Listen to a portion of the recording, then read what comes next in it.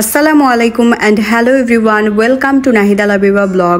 আমরা যারা সাভারে থাকি তারা কিন্তু সবসময় একটা সুন্দর জায়গা খুঁজি ঘুরতে যাওয়ার জন্য ফ্যামিলি নিয়ে।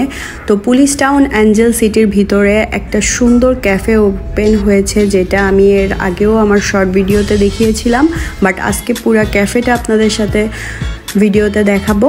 তো অ্যাঞ্জেল সিটির ভিতরে রিভার ভিউ ক্যাফেটা খুবই সুন্দর, কেননা সাভারের আশেপাশে থানা রোড ব্যতীত আমরা দেখা যায় বন্ধু বান্ধব ফ্রেন্ড সার্কেল নিয়ে যেতে পারি না, কিন্তু এখানে আপনারা ফ্রেন্ড সার্কেল ফ্যামিলি এবং সবাইকে নিয়ে যেতে পারবেন। খুবই সুন্দর একটা প্লেস।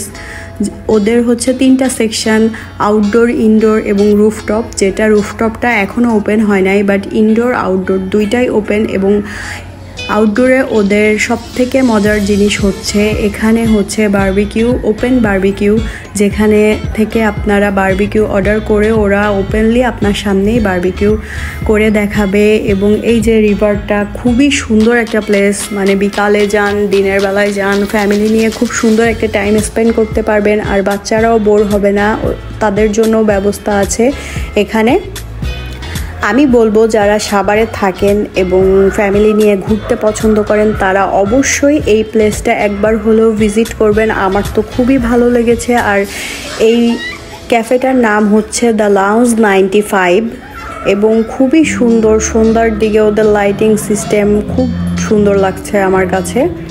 পুরো রেস্টুরেন্ট আপনাদের আমি ঘুরে দেখাচ্ছি এবং আপনাদেরও খুব ভালো লাগবে। ওদের লাইটিং সিস্টেম এবং ভিউ খুবই ভালো, মানে এক কথায় খুব সুন্দর। আর সব থেকে বেশি আমার কাছে এই বারবিকিউ সেকশনটা লেগেছে।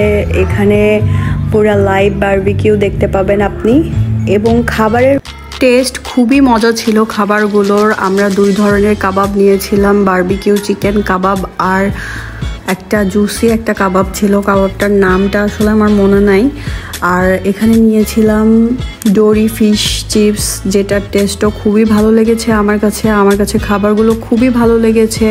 আর এরপরে খাওয়া দাওয়া শেষে বাইরের দিকে বসেছিলাম, অয়ন দোল খাচ্ছিল, আর আমিও একটু ভিডিও ক্লিপ নিয়ে নিলাম। আমার কাছে তো এখানটায় খুবই ভালো লেগেছে, আমি আরও অনেকবারই যাব। খুব সুন্দর একটা জায়গা সময় কাটানোর জন্য। আর সব থেকে ভালো লাগে যখন ঠান্ডা ঠান্ডা বাতাস আর পরিবেশটা গরম থাকে না, খুবই ভালো লাগে। আমিও একটু দোল খাচ্ছিলাম। এই তো, সবাইকে ব্লগটি দেখার জন্য অনেক অনেক ধন্যবাদ। আপনারা সবাই আমার পেজটা বেশি বেশি ফলো দিবেন, আমাকে সাপোর্ট করবেন। সবাইকে বাই।